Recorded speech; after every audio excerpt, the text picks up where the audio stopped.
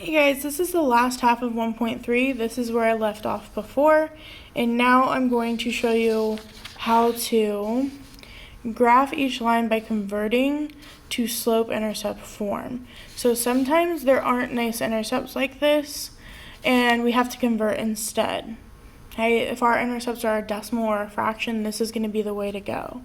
Okay, so for example on this one, if we did this way, we would have to divide by 2, and x would be 5/2, which, yeah, you can kind of guess what that is, but that's not going to be very accurate. So instead, we want it to look like this. Okay, so I want to get y all by itself. This is going to involve a couple of small steps. Move the x's to the other side. Since it's positive 2x, I have to subtract. And I'm left with negative y equals negative 2x plus 5. I cannot make this 3 because the 5 doesn't have an x.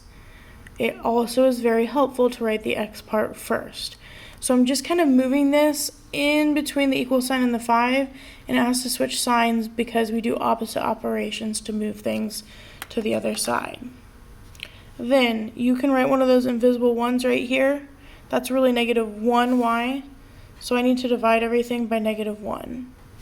A couple of you have been asking me if you can just switch to all of the signs. Yes, that's the same thing. All it does is it makes this negative 2 divided by negative 1 positive 2x, and 5 divided by negative 1 is negative 5, meaning that our y-intercept is negative 5. So I'm going to start right here. And my slope is 2, or if you want to, 2 over 1. Meaning I'm going to go up 2 and right 1. Up 2, right 1. Up 2, right 1. Up 2, right 1.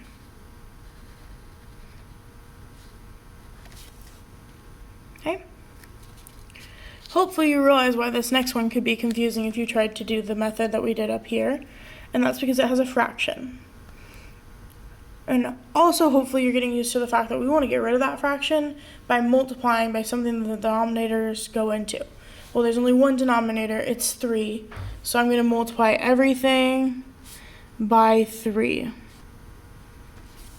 Okay, so this is going to turn into 3x plus, my 3's cancel out, so 2y equals 4 times 3, 12. Then I'm going to do the same thing I did over here, and I want y to be by itself. So I'm going to subtract my 3x, and really what that's doing is just putting it right here in front of the 12.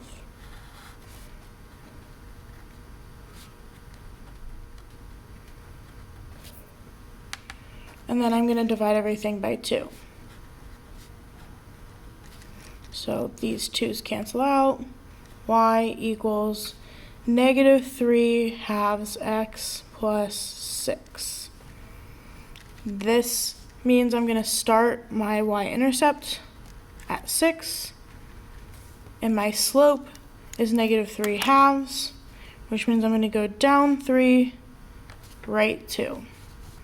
Down 3, right 2.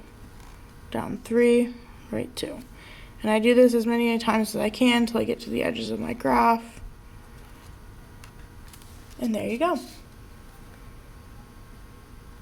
And then the very last thing that I'm going to show you guys is horizontal and vertical lines. And I'm not going to over-explain this one a whole lot because it's actually fairly simple.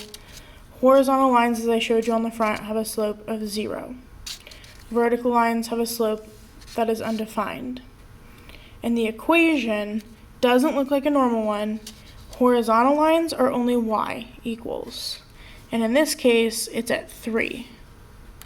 So it's just y equals 3. Because no matter what point you go to on here, x is changed, but y is always 3.